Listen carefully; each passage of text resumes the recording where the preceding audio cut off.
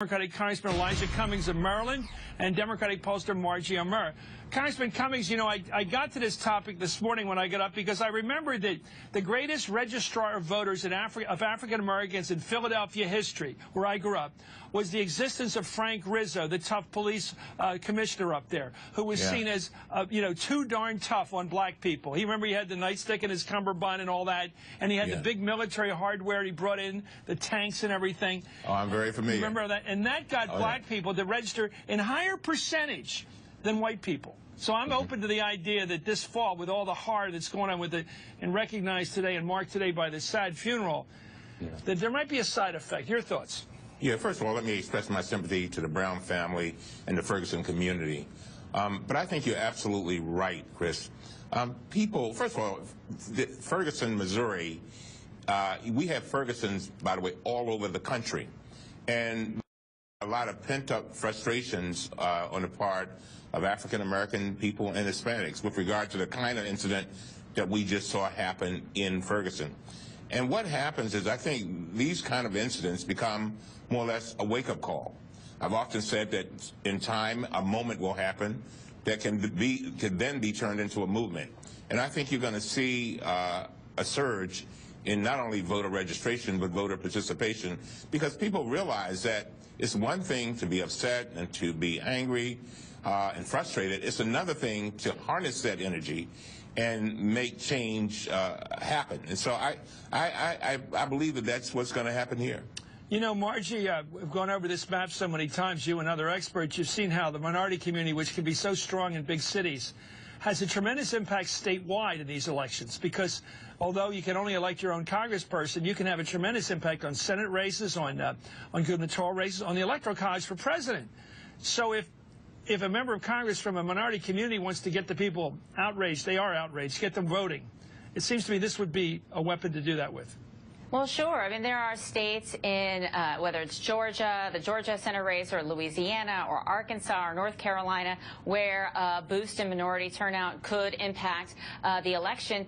It's not always, I mean, I think, though, there's a common myth that lower turnout among minorities or younger voters or women is what boosts or lifts up Democratic prospects. That's not actually true. In 2006, the percentage of the electorate that was African American was basically identical to the percent in 2010. Yet you had completely different results in those midterm elections. So, you know, so I think it's incumbent among Democrats and among voters to really to turn out across the board. And Democrats need to reach out to voters across the board.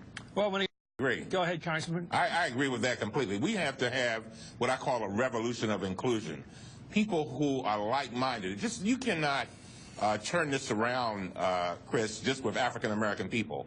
We've got to see more whites, Hispanics, and others join together with African-Americans to create that majority to address some of these issues. And one of the things that was so heartening right after the Brown incident happened is that when they did a panoramic view of the various rallies going on all around the country, you saw a lot of white people involved in it. And I thought that that was good because it means that they, too, recognize that there is an issue that needs to be addressed. And the more people that we can get involved in this, I believe the more effective and efficient we can be. You make that case, Congressman, and you and I grew up with the fact that it was the police dogs down in Birmingham. That when the white people of the North and all across the country, I should say, when they saw that by people who were white, they said, that's not my crowd. I'm not going to do that anymore. I think those dogs, remember? Those pictures on television of dogs biting people and the fire hoses and all that stuff being used against people in their protests warned everybody in a way they'd never been warned before that this is evil, what's going on down there. It also reminded them that this is bigger than white or bigger than black, but it's about all of us. It's about diversity. I believe that diversity is our promise and not our problem. Well said. Let me get back to you, Margie. Give me a sense of what is going to excite the voters this year if you're African-American, but isn't this situation. I saw that church today.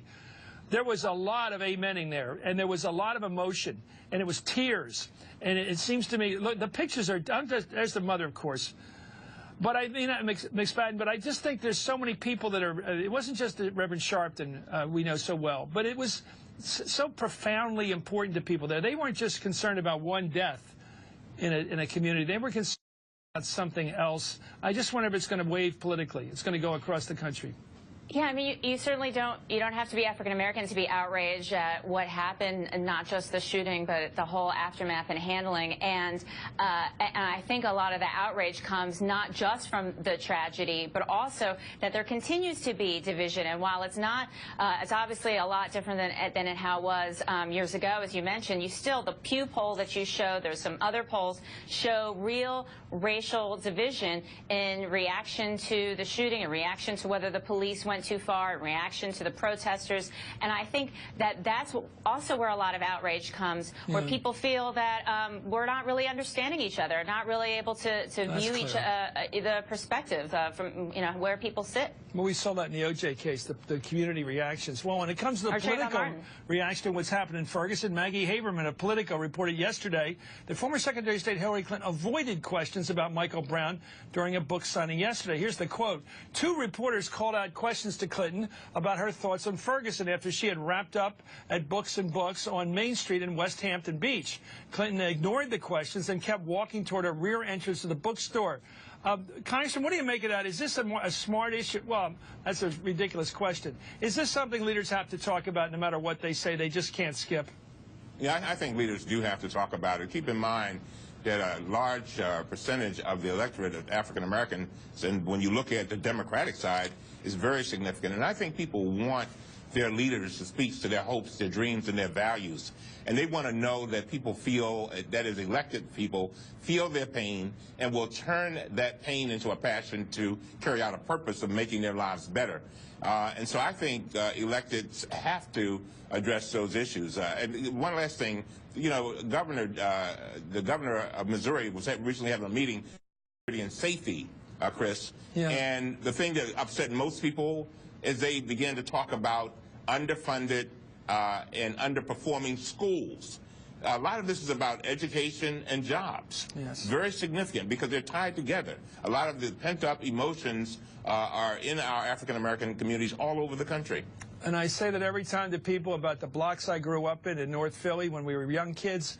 Those blocks are now African-American rather than Irish or Polish, but there are no jobs there. Those factories are gone, and that means the government's got to step in. That's one of my rants. I agree. U.S. Congressman Elijah Cummings, it's an honor to have you on. Margie O'Mara, I'd love to hear from you. I always learn something.